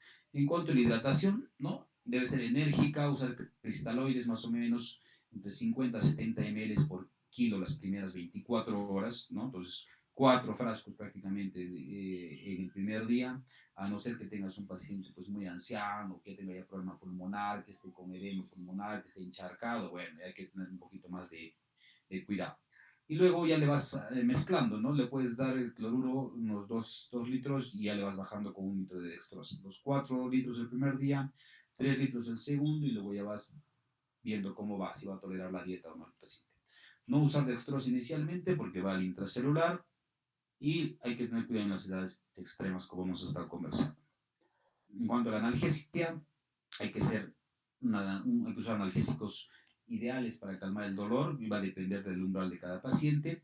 Normalmente usamos una combinación de AINES con opioides o un analgésico central con uno periférico, ¿no? Usamos 2 gramos de metamizol cada 8 o ketoprofeno 100 cada 8 y usamos pues tramadol o petirina 100 cada 6 o 100 cada 8, dependiendo de lo que vamos, ¿no? Petirina, meperidina, no es fácil de conseguir en los hospitales, ¿no? Y la morfina está contraindicada, como ustedes ya saben, o en casos muy extremos al dolor, pues se le coloca fentanilo en infusión o un catéter epidural a los pacientes para manejo del dolor con interconsulta anestesiología.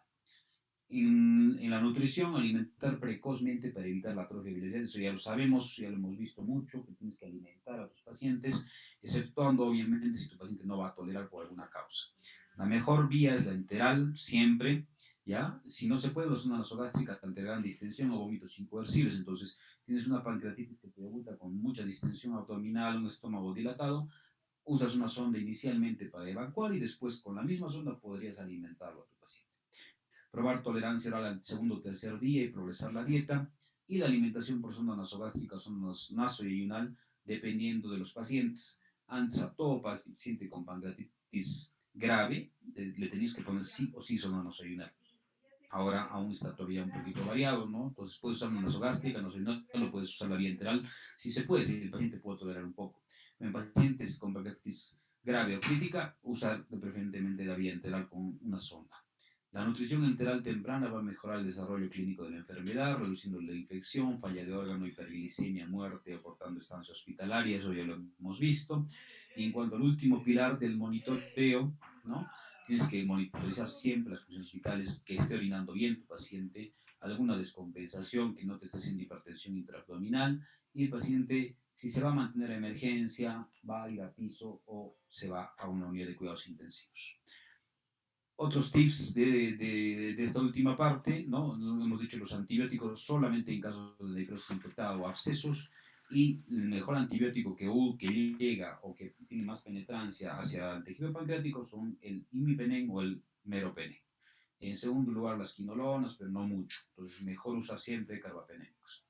¿Qué más? El manejo de las complicaciones, ya con manejos sistémicos o manejos ya conservador médico, en cual si tiene emesis, alteración hidroelectrolítica, anemia, sangrado, ya corrección de todas estas complicaciones.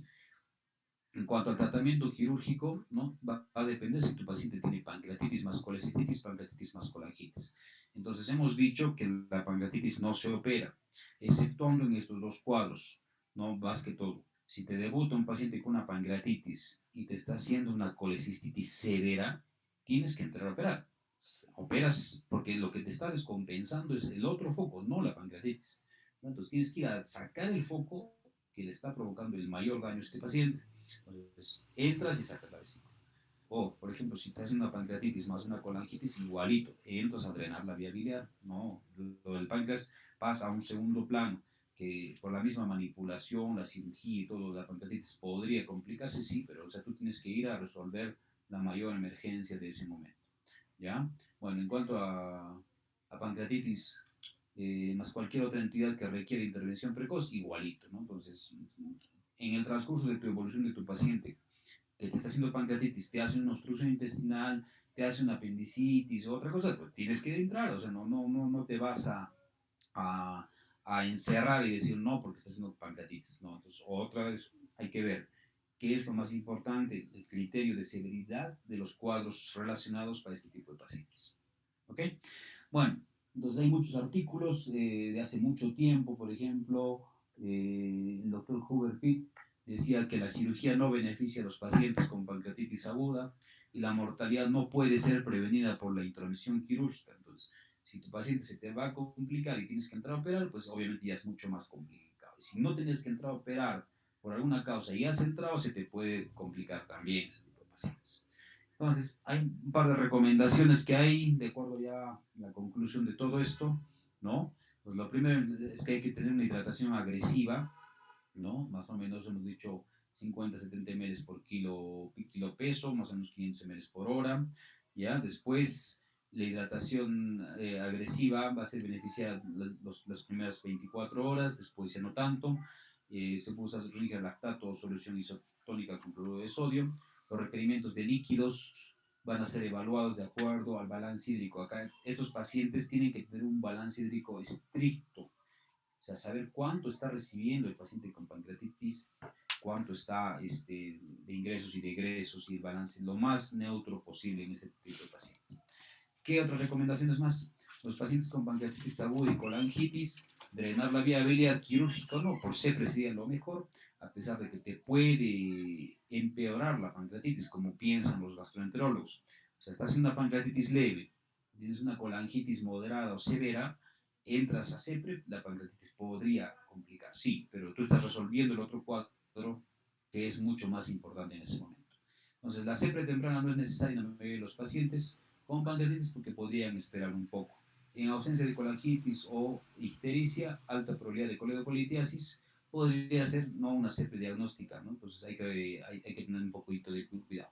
Y los AINES deben ser utilizados para disminuir el riesgo de pancreatitis severa post-CEPRE, ¿no? Porque puedes usar, ¿no? Puedes tener pancreatitis post-CEPRE a pesar de los cuidados de la instrumentación y demás. En cuanto a antibióticos, ¿no? Ya le hemos dicho, recomendar solamente antibióticos en casos de infecciones agregadas con colangitis, colecistitis y demás, neumonía, ¿no? Lo normal, ¿no? O sea, usar el tratamiento antibiótico que todos sabemos. El uso rutinario no se recomienda, solamente cuando hay necrosis infectada, ahí hay que usar los carbapenémicos, ¿no? El tiempo va a ser muy variado, podemos usar 7 días, 10 días, este, 7 días, 10 días, 14 días y demás, de acuerdo a los cultivos que tengamos, entonces hay que tener cuidado, ¿no? Entonces, viendo la combinación de antibióticos con los cultivos previamente que nosotros estamos viendo. En cuanto a alimentación, igual también ya lo estamos viendo, en pancreatitis leve hay que alimentar rápidamente a los pacientes. Si es que no hay náuseas, vómitos, dolor abdominal, el paciente puede tolerar la dieta. ¿Ya? En pancreatitis severa hemos dicho la nutrición enteral hasta donde se pueda. Si no se puede, una nutrición parenteral por algún tiempo o una sonda nasogástrica junto con una nutrición parenteral parcial. En cuanto a la cirugía, igualito, hemos hemos estado hablando, ¿no? De que si tienes pancreatitis agregada a algún otro foco, pues sí tienes que entrar a sala. En pancreatitis necrotizada o necrosis infectada, tienes que entrar a sala de operaciones, ¿ya? En pacientes estables con necrosis infectada, debe retrasarse lo más que se pueda el tratamiento, más de 4 semanas. Entonces, esto es un concepto importante también. Mientras más demores una intervención quirúrgica en pacientes con pancreatitis que te están tolerando, es mucho mejor el pronóstico. Mientras más precoz entres a sala este tipo de pacientes, podría ser mucho más perjudicial. Entonces, hay que tratar de retrasar todo el mayor tiempo posible. Le estás dando antibióticos, el paciente no está mal, no está dando falla multiorgánica. Entonces, puedes esperar al menos 4, 5, 6 semanas de enfermedad para recién entrar a sala de operaciones de este tipo de pacientes. Y las técnicas que ya les hemos conversado. ¿Qué más? Entonces, este es el concepto final, ¿no? Un resumen, ¿no? Que es hacer hidratación adecuada, no usar antibióticos, iniciar nutrición precoz, hay que clasificar las complicaciones locales y solicitar tomografía el quinto día. Este es el concepto del consenso de lo último que hubo de pancreatitis. Acá tenemos, por ejemplo, una foto de un paciente postoperado de una cirugía de páncreas. Se puede usar dos tipos de incisiones. Esta es la mediana supraumbilical o la incisión en chevron, ¿no? Que es esta, subcostal derecha e izquierda, en B, para un abordaje de cirugía de páncreas, ¿no? Con drenajes y demás. Lo que ahora viene en boca es esto, cómo lograr retrasar la cirugía. Entonces, estamos diciendo que tenemos que retrasar al máximo la intervención quirúrgica para el beneficio del paciente. Entonces, lo que se hace es el step up, el paso a paso, ¿no? Paso a paso para manejar una pancreatitis, ¿no? Con un equipo multidisciplinario que tenga siempre cercano un gastroenterólogo entrenado, un buen radiólogo intervencionista, un cirujano también especialista en cirugía de páncreas. Entonces tienes que ir poco a poco con un sostén multiorgánico, antibióticos solamente en casos dirigidos, contemporizar a tu paciente, un abordaje inicial mínimamente invasiva y postergar la cirugía lo más posible, como estamos ya volviendo a repetir en varias ocasiones. Y algo que no se ve mucho, pero por ahí podrían ver opción de ver algún paciente con pancreatitis crónica, ¿no? Se ve inflamación y fibrosis del páncreas, calcificaciones y mala absorción, generalmente es progresiva, se ve una dilatación del conducto Wirsung, se ve como una imagen arrosariada, ¿no? Con bolitas cercanas en todo el Wirsung, más asociada a una pancreatitis alcohólica. Hay dolor crónico, puede haber diabetes, baja de peso, esteatorrea, y las imágenes se ve pues un páncreas muy chiquito, ¿no? Con una dilatación del conducto pancreático y las calcificaciones arrosariadas, como les estaba comentando. Acá se ve, ¿no? Entonces un páncreas pequeñito, imágenes calcificadas en todo el conducto pancreático. No es frecuente. Tratamiento, analgésicos, manejos de las complicaciones como la diabetes, enzimas pancreáticas como el pancreoflat se usa durante varios meses seguidos para ayudar a la digestión. Y cuando ya es algo muy incontrolable, se hace la misma cirugía que el pancreatitismo, que es la operación de puesto, ¿no? La pancreatoría y unostomía en Y de Rux. Entonces, esta es la cirugía. Se agarra un asa del yeyuno, más o menos unos 60, 80 centímetros del ángulo de Treitz. Se lleva un asa desfuncionalizada hacia todo el páncreas y se hace una anastomosis continua de todo el conducto con todo el intestino, con todo el yeyuno, ¿no? Y se deja un drenaje en esa zona. Bueno, ¿qué más? Los tumores pancreáticos no frecuentes, bueno, el cáncer de cabeza de páncreas lo vamos a ver la siguiente clase en tumores periampulares, cáncer de cuerpo de páncreas, cáncer de cola de páncreas, tumores quísticos, gastrinomas, gastrinoma duodenal, tumor neuroendocrino, glucagonoma, somatostatinoma, insulinomas. Son tumores raros. En el hospital hemos visto dos insulinomas que han terminado lastimosamente con una pancreatectomía total, ¿no? Normalmente el insulinoma está bien localizado, pero en esos casos no se puede identificar bien el límite. Terminaron sin páncreas, bueno, con una insuficiencia pancreática y dependientes de insulina prácticamente toda la vida. El adenocarcinoma, más frecuente en hombres, 50-70 años, factores de riesgo, tabaco, café, diabetes, obesidad, asbesto. Hay clínica de dolor en epigastrio leve, baja de peso, dolor lumbar. Es un mal pronóstico. En la cirugía de páncreas de cualquier zona es de mal pronóstico, exceptuando las de la parte más distal, ¿no? Las de cola de páncreas que tienen mejor pronóstico, pero es un cáncer muy agresivo. La cirugía se hace la cirugía de Whipple, que también la vamos a ver en la siguiente clase, o dependiendo de una pancreatectomía distal, pancreatectomía central, pancreatectomía distal más esplenectomía, una pancreatectomía total. Y el TNM es de este tipo de cáncer de páncreas. El T1 es un tumor limitado al páncreas menos de 2 centímetros de diámetro. El T2, tumor de más de 2 centímetros de diámetro. El T3, un tumor que se extiende más allá del páncreas, que va a envolver en cercanía a la arteria mesentérica superior. Y el T4 es un tumor que invade ya los ganglios mesentéricos superiores, los ganglios celíacos, la arteria y a distancia, o lesiones a distancia. El N0 no hay metástasis, no hay ganglios cercanos. El N1 y ahí sí ganglios regionales evidentes. M0 sin metástasis y M1 con metástasis a distancia.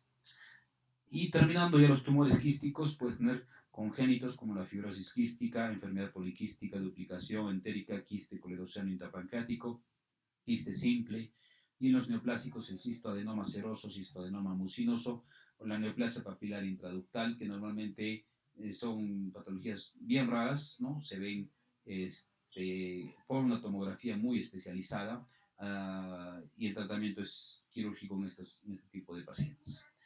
Y los tips, lo último, viendo una pancreatectomía del 80% hay buena actividad exócrina y endócrina, o sea, dejando un 20% de tejido pancreático, no podría haber una insuficiencia pancreática severa. Las metástasis por cáncer de páncreas más van hacia la zona más regional, cercana a los ganglios, en primer lugar, a hígado, pulmones, retroperitoneo, duodeno, y en una ligadura de la arteria esplénica precisa, no precisa esplenectomía de la vena sí. Entonces, cuando tú haces una cirugía, por ejemplo, de tumor o cáncer de cola de páncreas, podrías ligar la arteria y la esplenectomía no podría ser completa al 100%. Si ligas la vena, sí tienes que sacar todo el vaso agregado. Ok, muy bien, les voy a mostrar rápidamente el video que está acá. A ver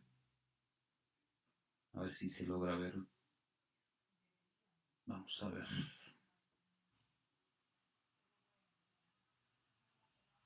Me avisan, por favor, si se logra ver el video. Estoy corriéndolo ya en este momento. Doctor, no se ve. Doctor, buenas Ahora tardes. No, no se ve, doctor. no se veía. Vamos a volver a cargarlo. A ver, un ratito. A ver si podemos abrirlo acá. Es una cirugía de un pseudoquiste pancreático que hemos hecho hace de 2 años, creo. A ver, vamos a ver. A ver si es que ahora carga.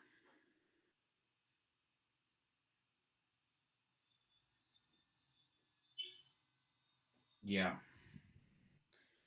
A ver, ahora Sí, doctor. Ahora sí. se ve, ¿no? Sí, doctor. Ya. Ok, bueno, entonces, más o menos la idea es entrar, ¿no? De una cirugía de páncreas, normalmente entramos con técnica francesa, ¿no? Con las piernas del paciente. Vemos acá está un estómago abombado, ¿no? Se ve un estómago muy grande, muy abombado, muy dilatado, ¿no? Entonces, con una imagen que había una sospecha de un pseudoquiste sobreinfectado. Entonces, entras con unos 2 trócares para manipular, uno con la cámara y uno para que el ayudante más o menos te pueda guiar. Entonces, ahí vemos la zona donde está más abombada. Vemos la vesícula que está tranquila, no hay muchas adherencias. Entonces lo que tenemos que hacer es colocar los trócares. Vamos a avanzar un poquito. ¿Ya? Y ubicar esa zona de abombamiento. Ahí se puede palpar y hacer una gastrotomía, ¿no? Entonces ahí, la mano izquierda, esta es una pinza Maryland. Y esta es en la mano derecha tenemos el hook, el monopolar, donde vamos a abrir el estómago, ¿no? Vamos a aperturar la cara anterior del estómago para poder llegar atrás. Entonces ahí estamos cortando con energía monopolar, ¿no?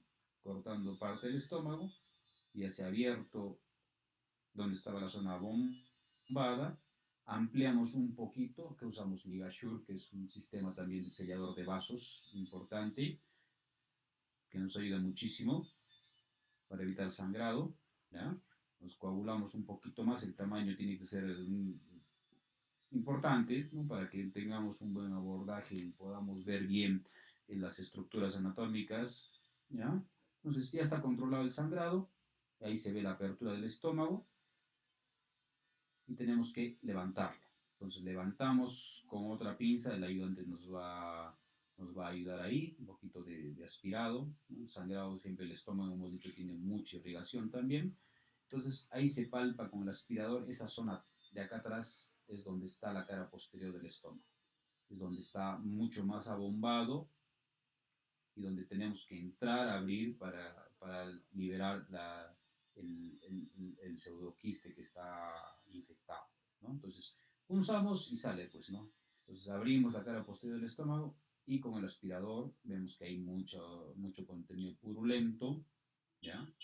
Entonces, es un pseudoquiste que está sobreinfectado, ¿no? Aspiramos y abrimos un poco más, tenemos que abrir, ¿no? Entonces, hemos dicho un tamaño adecuado para que la unión del quiste con el estómago no se cierre precozmente, ¿no? Entonces, acá, por ese volumen que estamos viendo, normalmente podemos encontrar 1,5 litros, 2 litros acumulados en esa zona, aunque no lo crean, es mucho lo que puede haber de líquido este, purulento en esa zona. Entonces se abre un poquito más la cara posterior del estómago con mucho cuidado, coagulando, y después ya tenemos una buena apertura y estamos ya con la cámara dentro del quiste. Acá se ve la cara posterior del estómago y adentro está el, la cavidad quística sobreinfectada, incluso con necrosis, ¿no? Entonces se ve zona de necrosis, entonces no era solamente un pseudoquiste, en este caso ya era una necrosis infectada, ¿no? Entonces la sospecha radiológica a veces coincide, a veces no. Entonces acá se veía una necrosis sobreinfectada y se tiene que hacer la necrosectomía también, no solamente el drenaje, ¿no?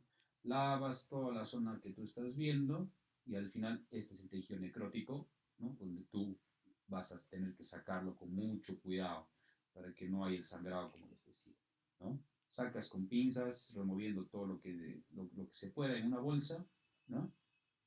Y lavas, haces unos puntos si quieres a nivel de la cara posterior del estómago con el quiste o la necrosis pancreática para que no se te cierre, ¿no? Hay mucho, vean, hay mucho tejido necrosado, hay que sacar lo que se pueda, como les decía, y al final se deja un drenaje y se cierra la cara anterior del estómago. La cara posterior está obviamente en contacto con la cavidad y se deja ahí, ¿no? No es necesario cerrarlo, no tiene que estar abierta en este caso.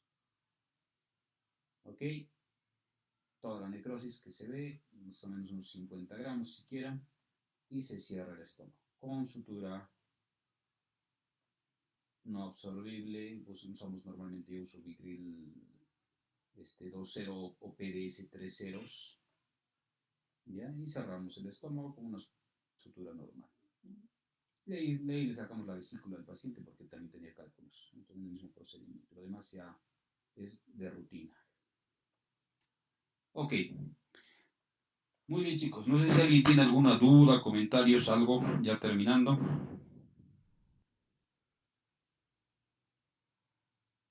Creo que todos los grupos han tenido oportunidad de ver algún caso clínico de patología pancreática. Creo que con todos hemos podido ver algo, ¿no? Entonces, tienen o tenían una idea al menos un poco clara de lo que íbamos a ver hoy, ¿no? Entonces, no sé si alguien quiere comentar algo, alguna duda. Si no, ya terminamos, chicos. ¿Alguien? Nadie. Bueno, muy bien. Entonces, si todo está claro, excelente. Ya, esta es